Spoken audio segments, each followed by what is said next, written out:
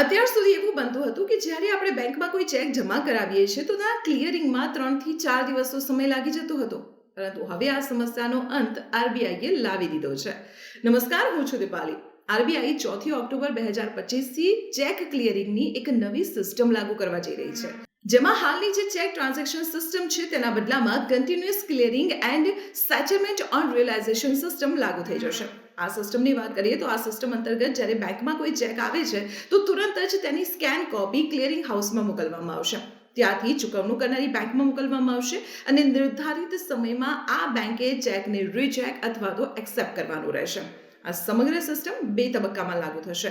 પ્રથમ તબક્કાની વાત કરવામાં આવે તો 4 ઓક્ટોબર 2025થી લઈને 3 જાન્યુઆરી 2026 સુધી આ પ્રથમ તબક્કો લાગુ રહેશે.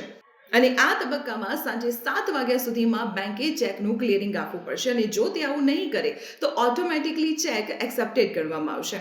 હવે બીજા તબક્કાની વાત કરીએ તો બીજો તબક્કો 3 જાન્યુઆરી 2026થી લાગુ થશે અને તે અંતર્ગત ચેક જમા થયાના 3 કલાકની અંદર બેંકે તેનું ક્લિયરિંગ આપવું પડશે.